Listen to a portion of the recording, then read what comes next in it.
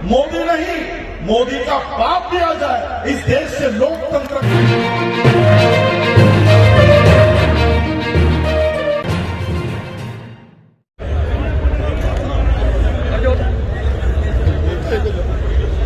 मैनू पंजाबी तो नहीं आती है, हिंदी में गल करांगा।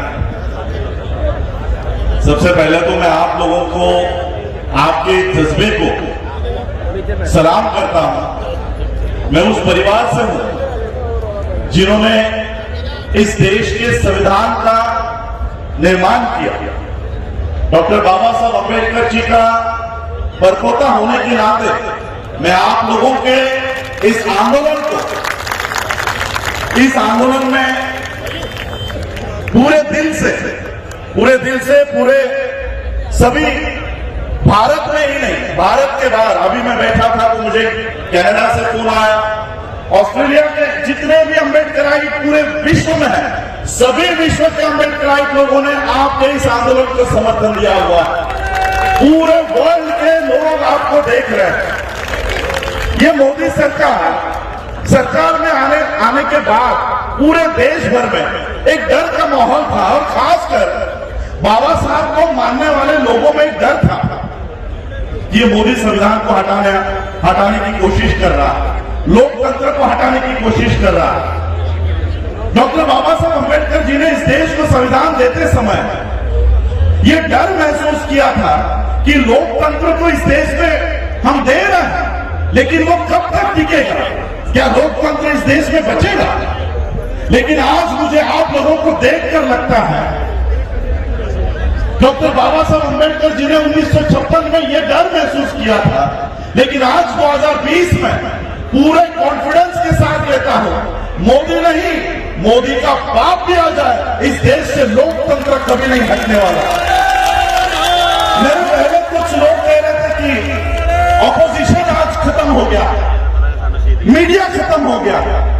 जिस दिन ऑपोजिशन नहीं होता उस दिन ये देश के लोग ऑपोजिशन का काम करते हैं, और आज ये संसद के लोग में ये देश के सभी लोग, सिर्फ किसान ही नहीं, इस देश का सिर्फ किसान ही नहीं, इस देश का मजदूर हो, विद्यार्थी हो, इस देश की महिला हो, सभी लोग आज इस कानून का विरोध कर रहे हैं। मैं बंबई से चल आया हूं, महाराष्ट्र में भी इसी तरह का काम, इसी तरह का दृश्य महाराष्ट्र में भी शुरू हो चुका है, हरियाणा में चल रहा है, पंजाब में चल रहा है।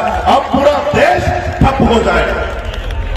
जब तक इस कानून को वापस नहीं लेते, जब तक इस कानून को पूरी तरह से बर्खास्त नहीं करते, तब तक हम अभी अपने इस स्थल से हटने वाले नहीं हैं। और इसलिए मैं आज आप लोगों के जज्बे को सलाम करने के लिए मुंबई से यहाँ पर चल के आया हूँ। और मुझे आज तहे दिल से खुशी हो रही है कि मेरा संविधान, बाबा साहब का संविधान इस देश से कभी नहीं हट सकता। जब तक वो आपके हाथों में है तब तक वो कभी नहीं हट सकता।